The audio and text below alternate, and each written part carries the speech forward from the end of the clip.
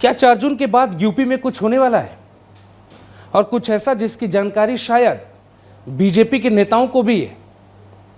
अगर नरेंद्र मोदी चुनाव जीत जाएंगे तो क्या योगी आदित्यनाथ की कुर्सी पर कोई सवाल खड़ा करेगा? आखिर ऐसा क्या यूपी में चल रहा है जो आरएसएस से लेकर बीजेपी के दिल्ली मुख्यालय से लखनऊ के बीजेपी मुख्यालय तक चर्चा का विषय बना हुआ है? योगी आदित्यनाथ क्या अमित शाह की पहली पसंद हैं, या योगी आदित्यनाथ के बढ़ते हुए कद से बीजेपी में कोई भी ऐसा नेता नहीं है जिसको कोई दिक्कत नहीं? ये वो सवाल हैं जो शायद बहुत बड़े हैं और पहली नज़र में शायद आपको गलत दिखाई दे, और आप कहेंगे कि अचानक ग्लोबल भारत टीवी ऐसी बातें क्यों करने लगा। लेकिन इस सवाल की गहराई में अगर आप उतरेंगे तो आपको लगेगा कि सच में कुछ तो है ऐसा जिससे बीजेपी के अंदर ये सवाल फिलहाल चलने लगा है। सवाल ये कि क्या अमित शाह की लॉबी योगी आदित्यनाथ के पूरे सिस्टम पे हावी है? सवाल ये कि क्या दिल्ली का जो कंट्रोल है वो योगी आदित्यनाथ को थोड़ा परेशान कर रहा है?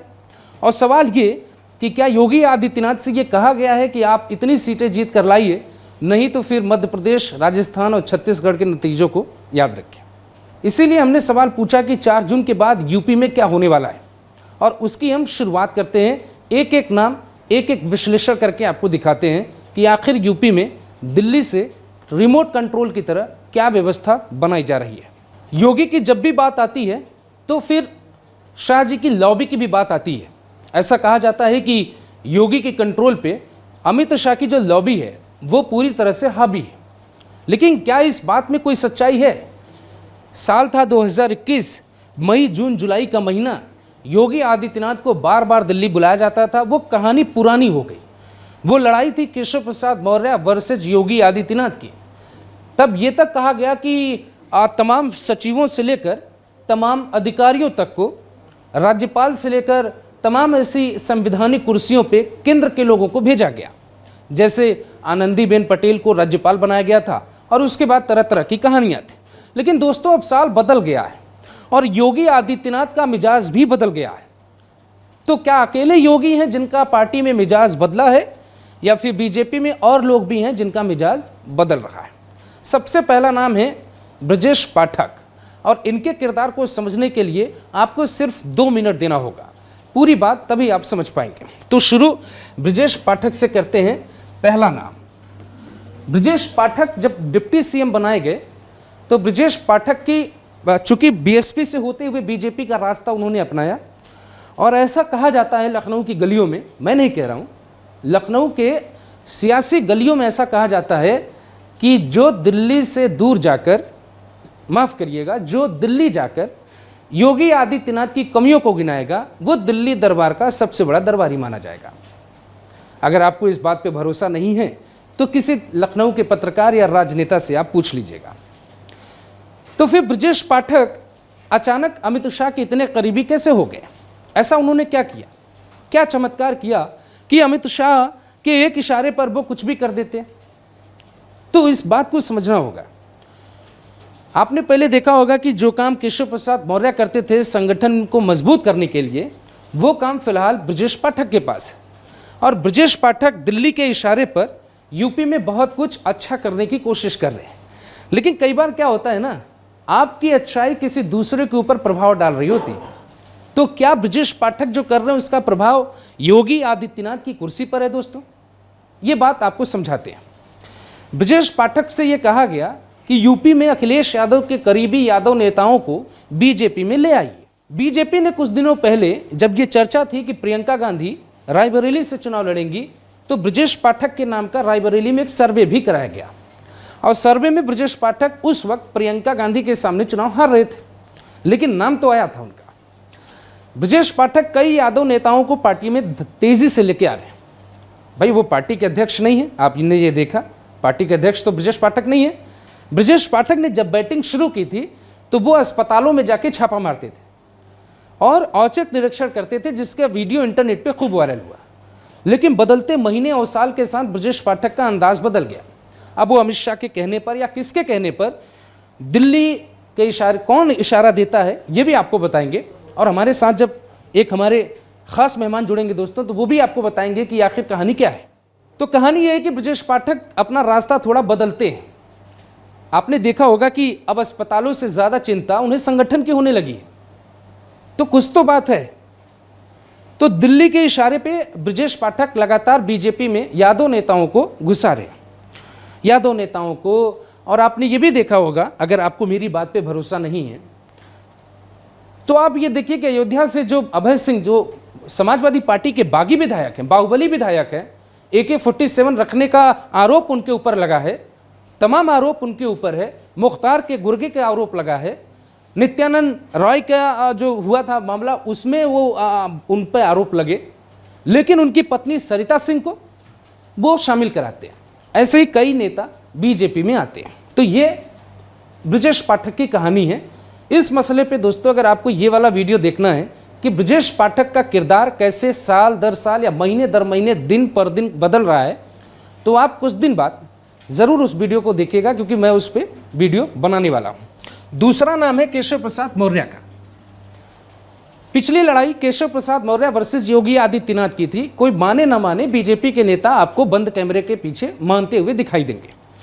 योगी आदित्यनाथ और केशव प्रसाद मौर्य की भी कहानी पुरानी हो गई है। इन दिनों योगी के रास्ते में केशव प्रसाद मौर्य कहीं दिखाई नहीं देते, क्योंकि वो कौशाम्बी से अपना चुनाव हार गए थे और उसके बावजूद भी बीजेपी ने उन्हें डिप्टी सीएम की कुर्सी ऑफर की। और ऐसे में योगी आदित्यनाथ ने, दबी जुबान से लोग कहते हैं कि योगी आदित्यनाथ ने यह भी प्रस्ताव रखा था कि केशव प्रसाद मौर्य को आप बैठा तो रहे हैं, लेकिन अब हमारे सिस्टम में कोई दखल अंदाजी नहीं होगी।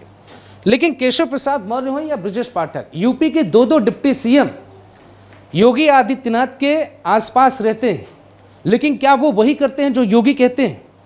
ये भी आपको आगे समझ में आ जाएगा। अब जातिगत राजनीति में योगी आदित्यनाथ कहीं दिखाई नहीं देते। दोस्तों, जब बीजेपी में राजपूतों का विरोध होता है तो संगीत सोम और संजीव बालियान को मनाने के लिए योगी आदित्यनाथ एक मंच पर आते हैं। और आपने देखा होगा कि पश्चिम की रैली के दौरान दोनों नेताओं को, आप ये तस्वीर जो आपके सामने है, आप अगर इसको देख पाएं तो संगीत सोम योगी के बगल में बैठते हैं और संजीव बालियान भी वहां पे मौजूद होते हैं। मनाने की जिम्मेदारी योगी को दी जाती है, लेकिन क्या कंट्रोल योगी के हाथ में है? इसीलिए प्रश्न खड़ा होता है कि क्या 4 जून के बाद योगी आदित्यनाथ के साथ भी कुछ वैसा होने वाला है जैसा मध्य प्रदेश में शिवराज सिंह चौहान के साथ हुआ था? तो इस कहानी को समझने के लिए आपको सबसे पहले समझना पड़ेगा इन 4 नेताओं की कहानी। अनुप्रिया पटेल मिर्जापुर से सांसद हैं और अनुप्रिया पटेल वही करती हैं जो अमित शाह कहते हैं। जब जरूरत पड़ेगी वो वैसा ही करती, और जब भी मीटिंग होती है तो उनकी जो बातें होती है वो अमित शाह से होती है। अनुप्रिया पटेल का हर एक कदम क्या दिल्ली के इशारे पर होता है?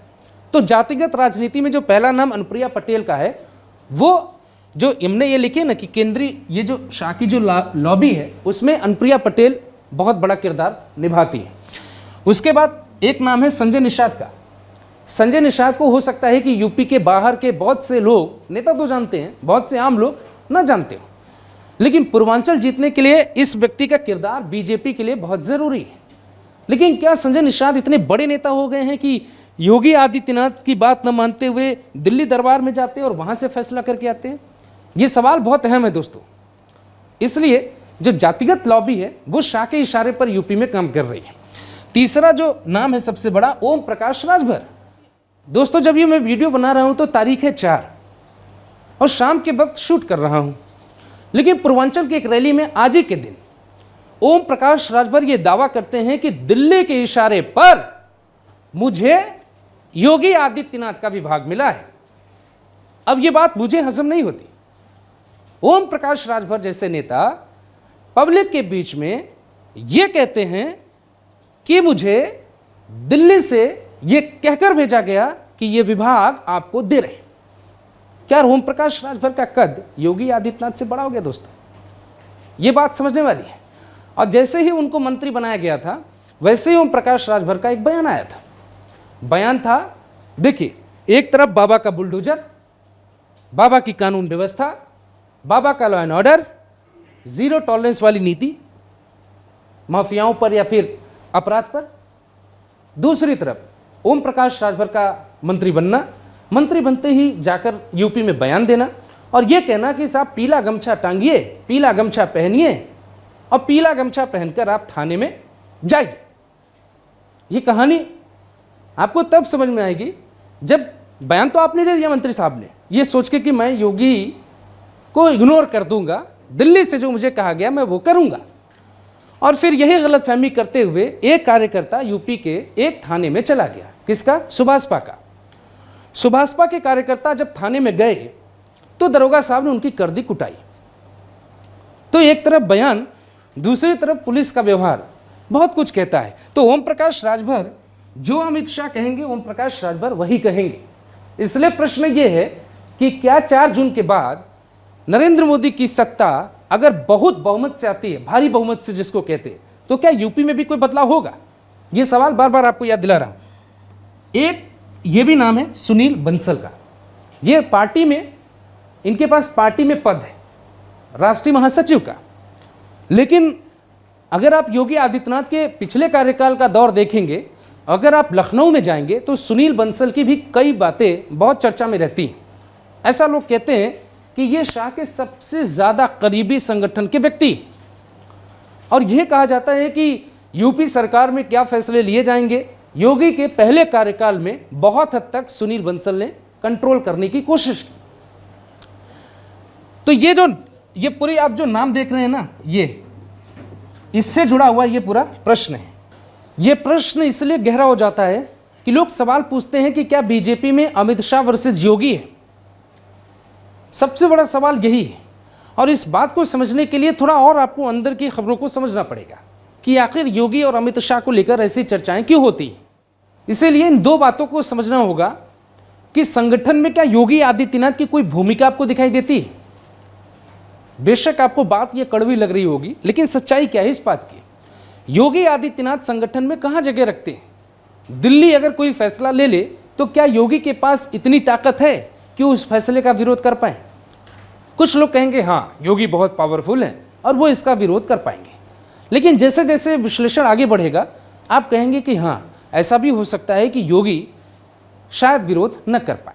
पिछले कई महीनों से या कई सालों से आपने ये देखा होगा कि बीजेपी के कुछ नेता, या आप कह सकते हैं कि अमित शाह यूपी के मंत्रियों को वक्त वक्त पे दिल्ली बुलाते।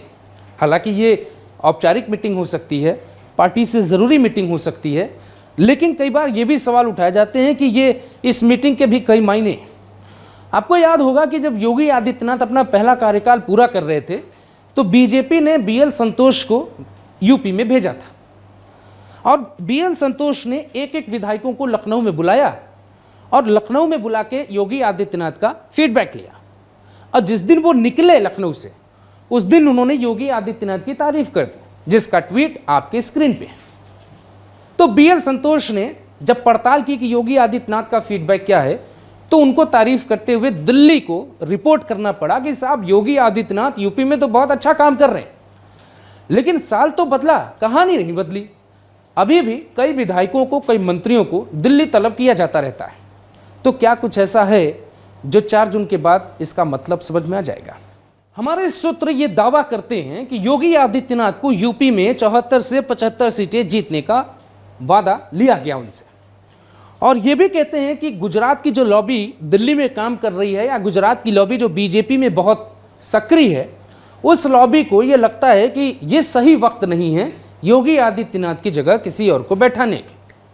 इसीलिए ये कहा जा रहा है कि योगी आदित्यनाथ के साथ भी शिवराज सिंह चौहान वाला वो हाल हो सकता है, क्योंकि शिवराज सिंह चौहान को अगर सीएम नहीं बनाना था तो पार्टी पहले फैसला ले सकती थी।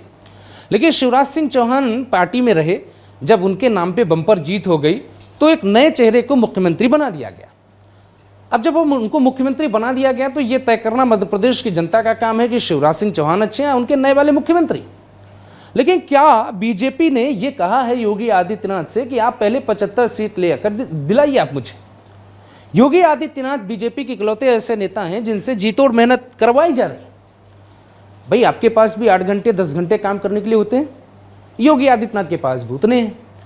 एक एक सीट पे यूपी के 3-3 सभाएं, बिहार पश्चिम बंगाल से लेकर हैदराबाद तक, महाराष्ट्र से लेकर बाकी के राज्यों तक योगी आदित्यनाथ के दौरे लगे हुए। इसे आम भाषा में लोग ये कहेंगे कि वो बड़े पावरफुल हैं। दूसरी भाषा में आप ये भी कह सकते हैं कि उनके पास वर्कलोड ज़्यादा है। लेकिन अगर यूपी में योगी आदित्यनाथ 75 सीट जीत जाते हैं और बीजेपी 400 नंबर पार कर जाती है, तो क्या 4 जून के बाद दिल्ली से कोई बड़ा फैसला लिया जा सकता है? इसलिए भी ये सवाल उठा रहा हूं क्योंकि जब पिछले साल जब नितिन गडकरी को बीजेपी की राष्ट्रीय कार्यकारिणी की मीटिंग से या उसकी टीम से बाहर किया गया, तो क्या नितिन गडकरी ने उसका विरोध किया? अगर बीजेपी के किसी भी आप नेता से बात करिए दबी जुबान से, तो कहा यह गया कि नितिन गडकरी को उस बात की सजा मिली कि दिल्ली के एक बड़े नेता को उन्होंने सम्मान नहीं दिया था जब वो पार्टी के अध्यक्ष थे, और शायद इसीलिए उनको राष्ट्रीय कार्यकारिणी से अलग कर दिया गया। कहानी जुड़ती चली जाएगी, आप इसे जोड़ने की कोशिश करेंगे। तो जब नितिन गडकरी भी विरोध नहीं कर पाए या बीजेपी का कोई नेता विरोध नहीं कर पाता, तो फिर क्या योगी आदित्यनाथ विरोध कर पाएंगे? ये बहुत गंभीर सवाल है, और इन्हीं गंभीर सवालों को जानने के लिए हमारे सहयोगी संदीप शर्मा हमारे साथ जुड़े हुए हैं, और मैं उनसे बारीकी से समझने की कोशिश करूंगा कि वो मुझे बताएं कि दिल्ली में जो रिमोट कंट्रोल योगी आदित्यनाथ को, जो दिल्ली का जो रिमोट है जो उन्हें कंट्रोल करने की कोशिश कर रहा है, उसके मायने क्या हैं? क्या सच में यूपी में 4 जून के बाद कुछ ऐसा होने वाला है जिसकी भनक दिल्ली से लेकर लखनऊ में बीजेपी के नेताओं को है? जब शिवराज सिंह चौहान जैसे बड़े लीडर को, हालांकि बाद में नरेंद्र मोदी ने यह कहा कि हमको जाना है, शिवराज सिंह चौहान को अपने साथ दिल्ली लेकर जाना है, आप समझ रही है बात? और शिवराज सिंह चौहान दिल्ली वाले नेता पहले से ही है। जब गोवा में बीजेपी का अधिवेशन हुआ था, उस वक्त शिवराज सिंह चौहान ने ही कई नेताओं को मनाया था कि पार्टी ने यह फैसला किया है कि नरेंद्र मोदी ही नेता होंगे, प्रधानमंत्री के उम्मीदवार होंगे। और उसके बाद आडवाणी जी की तबीयत खराब हो गई थी, शिवराज सिंह चौहान ने ही आडवाणी जी को कॉल किया था और यह संदेश पहुंचाया था कि पार्टी यह फैसला करने जा रही है, आरएसएस ने फैसला कर लिया है कि नरेंद्र मोदी हमारे नेता होंगे। तो जो शिवराज सिंह चौहान है वो पहले से बड़े नेता है। अब मैं संदीप सर से ये जानना चाहूंगा कि आप मुझे ये बताएं कि दिल्ली में आप रहते हैं और बीजेपी के कई नेताओं से आपकी मुलाकात होती है, कांग्रेस में भी इस बात की चर्चा बहुत तेजी से रहती है कि क्या इस बात की भूमिका तैयार की जा रही है कि 4 जून के बाद जब नतीजे बीजेपी के पक्ष में आ जाएंगे तो बीजेपी यूपी में कुछ बड़ा करने वाली है। आप इसको देखिए, ये तो बातें हवाई हुई, लेकिन इस बात को कहते हुए कुछ तर्क भी देना पड़ता है। तो वो तर्क क्या है? ये पूरी जो कहानी हमने सुनाई अपने दर्शकों को, उसके पीछे का पूरा जो कनेक्शन है वो क्या है? देखिए अभिषेक, जो आपने रिमोट कंट्रोल वाली बात कही है, मैं उससे उतना इत्तेफाक नहीं रखता हूँ कि रिमोट कंट्रोल से योगी चल रहे हैं। जहाँ तक बात होती है एक संगठन की, एक पार्टी की, तो उसमें कोई ना कोई तो मुखिया होगा ही, और उसके इशारे पर ही काम होना होता है। ये किसी भी पार्टी या किसी भी संगठन, अगर आप किसी घर में हैं तो घर का एक मुखिया होता है और डिसीजन वो लेता है और उसको सबको मानना होता है। तो बीजेपी भी एक पार्टी है, पॉलिटिकल पार्टी है, एक संगठन है, और उसके एक मुखिया के रूप में अभी पीएम मोदी हैं, और अभी तक की स्थिति में अमित शाह सेकंड नंबर पे एग्जिस्ट कर रहे हैं। तो जो भी डिसीजन होगा, या और वो बीजेपी का पार्टी अध्यक्ष है जेपी नड्डा, तो फैसले जो लिए जाते हैं वो सबके मिल के लिए जाते हैं, सब लोग मिल के लेते हैं, और उसको मानना सारे बीजेपी के नेता, कार्यकर्ता, मंत्री, मुख्यमंत्री सबको मानना होता है। तो ये बात कहना कि रिमोट कंट्रोल से चल रहा है, ये मुझे थोड़ा सही नहीं लगता है। और जहाँ तक योगी आदित्यनाथ की बात है, वो अपने फैसले लेने में सक्षम हैं और बहुत मजबूती के साथ अपने फैसले लेते आए हैं। आपने देखा होगा पिछले अपने 5 साल के शासन काल में भी उन्होंने बहुत सारे फैसले लिए जो अपनी मर्जी से, अपने बल पे, और बहुत अच्छी तरह से इम्प्लीमेंट भी किया उन्होंने उन फैसलों को, और उसका नतीजा दूसरे। ये लगता है कि बीजेपी के भीतर जब से 3 मुख्यमंत्रियों के साथ ऐसा हुआ है, या जब आपने ये देखा कि जब राजस्थान के सीएम का ऐलान हो रहा था तो राजनाथ सिंह के दाहिनी तरफ वसुंधरा राजे बैठी हुई थी। अब वसुंधरा राजे को लेकर राजस्थान में ये चर्चा थी कि भाई वसुंधरा राजे के बिना बीजेपी राजस्थान में तो टिकती ही नहीं, और ये तक आकलन करने वाले करते थे कि बिना वसुंधरा राजे के बीजेपी वहाँ पे सत्ता नहीं बना पाएगी, सत्ता में नहीं आ पाएगी। तो भाई योगी आदित्यनाथ का कद फिलहाल पार्टी में वसुंधरा राजे सिंधिया से बहुत बड़ा है। मध्य प्रदेश में शिवराज सिंह चौहान के साथ जो हुआ उसने इस पूरी बात को जन्म दे दिया कि क्या यूपी में भी 4 जून के बाद बीजेपी इस प्रयोग को कर सकती है। क्योंकि देखिए बहुत से लोग ऐसे हैं जो ये कहते हैं या कहे जाते सुने जा रहे हैं कि योगी आदित्यनाथ की हिंदुत्व छवि से या योगी आदित्यनाथ के बढ़ते कद से कुछ लोगों को दिक्कत तो हो रही है। देखिए ये दिक्कत हो रही है और उसको बैलेंस करने का काम जो है अमित शाह बखूबी निभा रहे हैं। जो आप बात कर रहे थे केशव प्रसाद मौर्य की, ब्रजेश पाठक की, तो उनको जो पार्टी में जगह दी जा रही है और उन अलग अलग संजय निषाद जैसे लोग जो हैं इनको जगह अपनी अपनी उनको रोल दिया जा रहा है। अमित शाह उनको बैलेंस करने का काम बखूबी कर रहे हैं। जहाँ तक आप शिवराज सिंह चौहान की बात कर रहे हैं या फिर वसुंधरा राजे सिंधिया की बात कर रहे हैं तो इन दोनों से बिल्कुल ही स्थिति अलग है उत्तर प्रदेश की और योगी आदित्यनाथ की। शिवराज सिंह चौहान से काफ़ी दिन सत्ता में रहे और मुख्यमंत्री रहे, लेकिन वहाँ पे एक नाराज़गी आम जनता में, आम कार्यकर्ताओं में भी थी शिवराज सिंह चौहान से, लेकिन वो स्थिति यूपी में नहीं है। योगी आदित्यनाथ की छवि अभी भी बहुत मजबूत है, जनता के बीच काफ़ी लोकप्रिय हैं और जनता उनको एक तरह से अगला प्रधानमंत्री के रूप में देख रही है। यूपी की जनता, यूपी ही नहीं बल्कि देश के अलग अलग राज्यों में भी लोग, अगर बात करेंगे आप घूम रहे होंगे, कई जगहों पे घूमा है आपने, तो देखा होगा कि योगी मतलब नेक्स्ट पीएम कैंडिडेट के रूप में पसंद किए जा रहे हैं।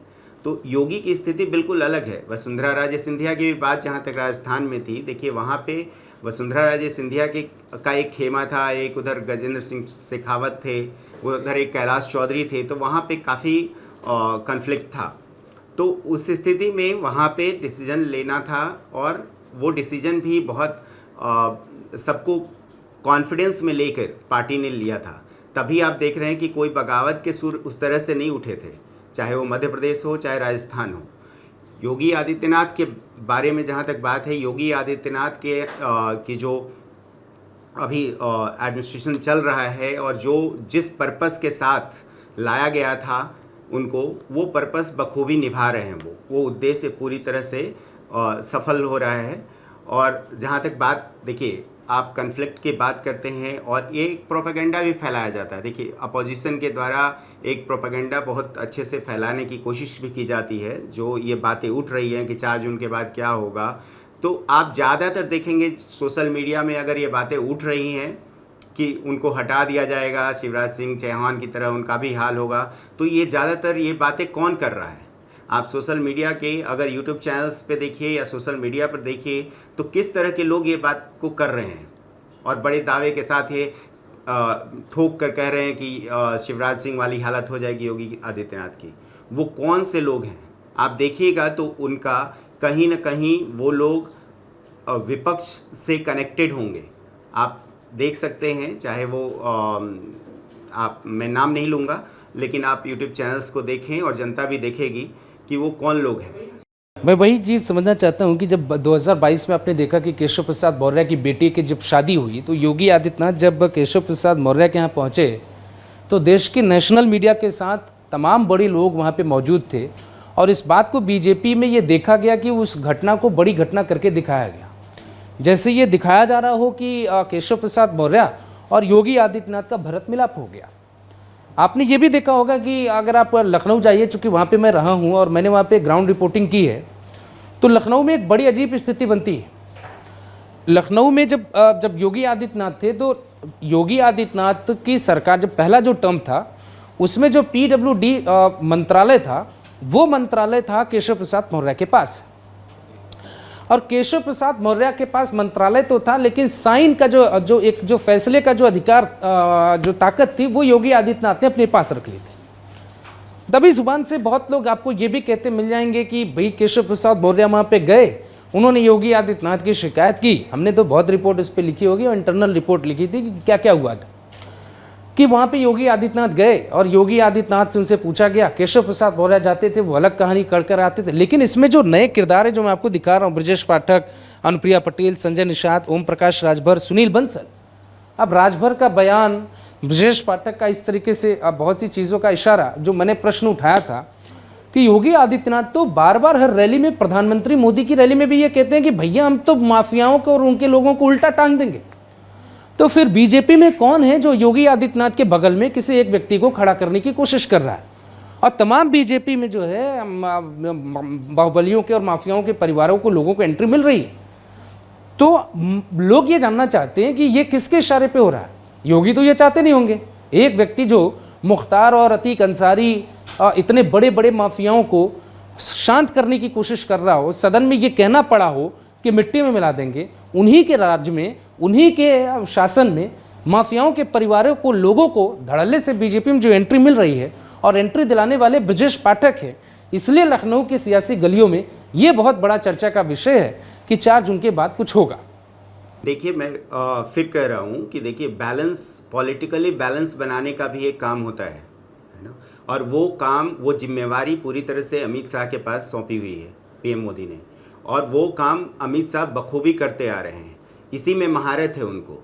और ये भी जो हो रहा है, ब्रजेश पाठक को जो रोल दिया गया है, ये अमित शाह ने दिया है, और इसलिए भी दिया है कि देखिए अभी क्या है, कोई भी ब्राह्मण नेता कोई उस स्तर का था नहीं जिसको एक को अपलिफ्ट करना था। इनको यूपी में एक ब्राह्मण नेता को भी एक चेहरा बनाना था। लक्ष्मीकांत वाजपेयी के जाने के बाद, उसके बाद कलराज मिश्रा थे, वो भी चले गए, उसके बाद कोई बड़ा नेता ब्राह्मण का था नहीं।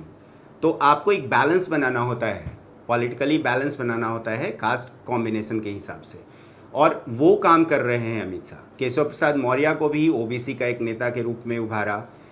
ब्रजेश पाठक को, चूँकि ब्राह्मण नेता कोई बड़े दिख नहीं रहे थे, तो एक इनको ऊपर लेके आए हैं। वो ये एक बैलेंस हो रहा है। आप समझिए इस बात को कि पॉलिटिकली बैलेंस बनाना बहुत ज़रूरी होता है, तो वो काम चल रहा है। तो आपको ये लगता है कि ये जो इशारे जो कर रही हैं खबरें, वो मतलब पूरी तरह से गलत है, और योगी आदित्यनाथ को 4 जून के बाद भी वही स्वतंत्रता, वही आज़ादी, वही कुर्सी मिली रहेगी, कोई दखलंदाजी देने वाला नहीं, फुल आज़ादी मिली रहेगी। और आपको एक बात देखिए, जब ये योगी आदित्यनाथ बने थे सीएम, तो ये बात हुई थी कि नहीं ये तो मोदी और शाह के अगेंस्ट हुआ है, फैसला आरएसएस ने किया है। ऐसा नहीं था। बाद में आप लोगों ने भी कहानी पढ़ी होगी और पता चला एक्चुअल क्या था। आरएसएस ने विरोध किसका किया था? केशव प्रसाद मौर्य और मनोज सिन्हा का, उनके नाम का विरोध किया था, उन पे ऐतराज जताया था। और कृष्ण गोपाल जो एक थे आरएसएस के, मुझे आप ये बताइए, मैं सारी कहानी समझता हूँ। यूपी के लोग अभी एक बात ये समझना चाहते हैं कि जब मेरठ को प्रधानमंत्री नरेंद्र मोदी की एक रैली हुई थी, तो यूपी के चीफ मिनिस्टर योगी आदित्यनाथ की तस्वीर नहीं लगाई गई थी। और जो आपने देखा होगा कि जब योगी आदित्यनाथ मंच पर थे तो बहुत सी खबरें उन दिनों आई थी, अभी हाल की बात है। तो क्या ये बातें कुछ इशारा नहीं करती, या ये गलती हो जाती है? योगी की रैली में किसी की तस्वीर नहीं लगाई जाती, जातिगत माहौल खराब हो जाता है ग्रेटर नोएडा में। योगी की खुद की तस्वीर नहीं लगाई जाती है बतौर चीफ मिनिस्टर। ये तो बहुत बड़ी बात है ना कि योगी आदित्यनाथ के बिना बीजेपी की लाइन अभी पूरी नहीं होती। लेकिन कौन है जो बीजेपी के पोस्टर में प्रधानमंत्री को रखता है, लेकिन योगी आदित्यनाथ को नहीं रखता। और योगी आदित्यनाथ को लेकर प्रधानमंत्री को ये खुद कहना पड़ता है कि भैया यूपी और योगी बहुत ही उपयोगी। हैदराबाद से ओवैसी के गढ़ में कहना पड़ता है कि योगी आदित्यनाथ का बुलडोजर। महाराष्ट्र में योगी का जिक्र वो खुद करते हैं, यूपी में उनको बोलना पड़ता है, कानून व्यवस्था पे बोलते हैं।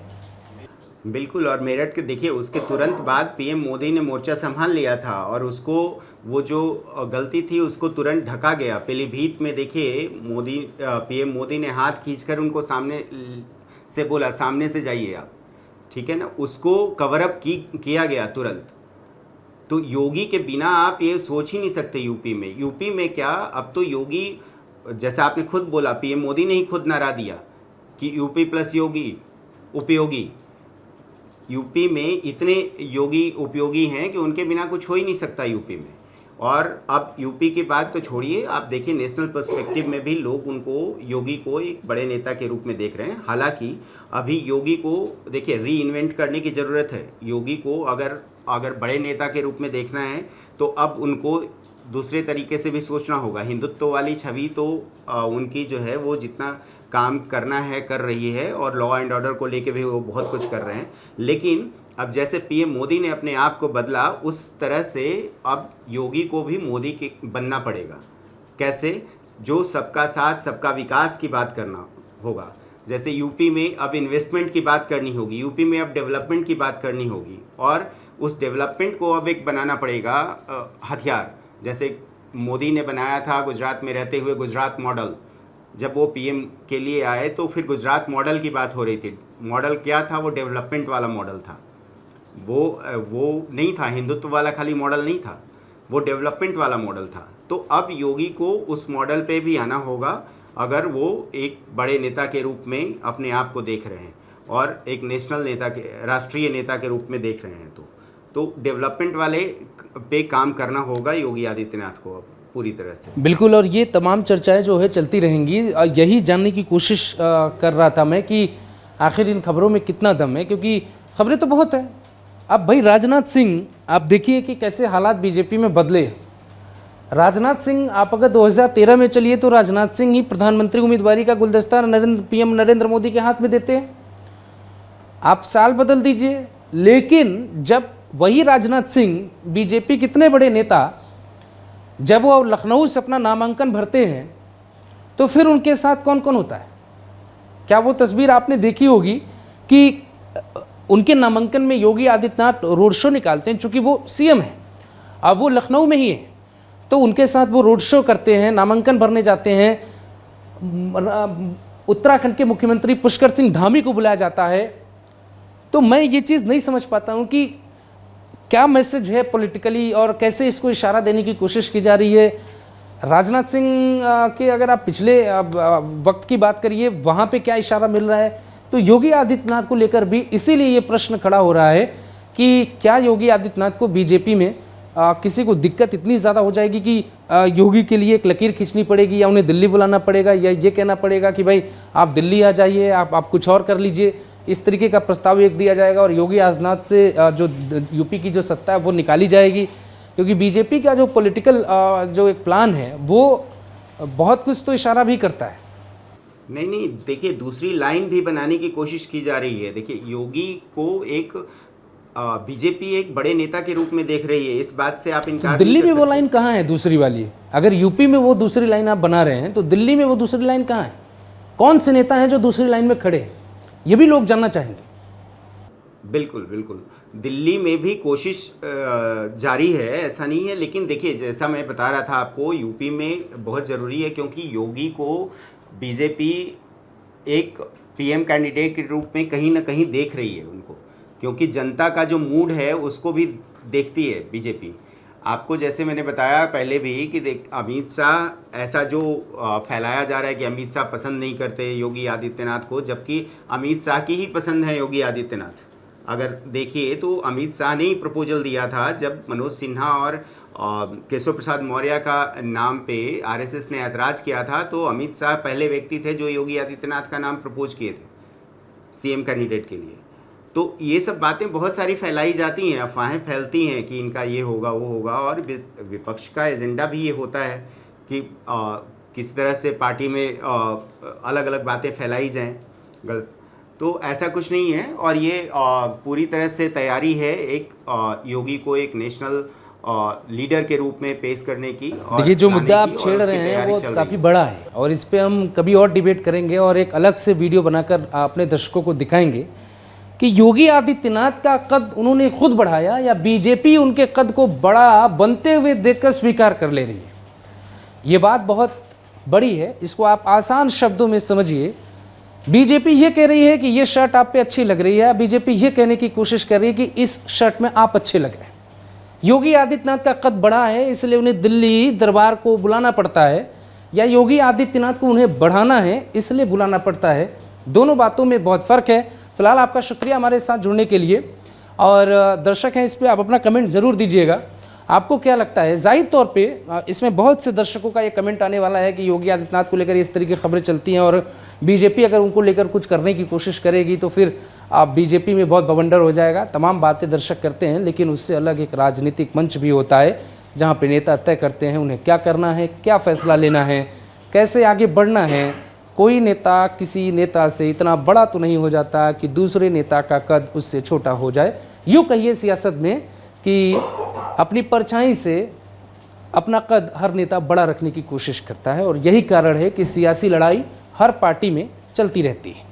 अब प्रियंका गांधी लड़ना चाहती थी रायबरेली से, लेकिन खबर यह है कि सोनिया गांधी के लाख समझाने के बाद भी राहुल गांधी नहीं माने। तो जब सगे भाई बहन में ये हो सकता है, कई उदाहरण है इस देश में, तो फिर राजनीतिक मंच पर कुछ भी हो सकता है। फिलहाल आप अपने इस पर राय ज़रूर दीजिएगा।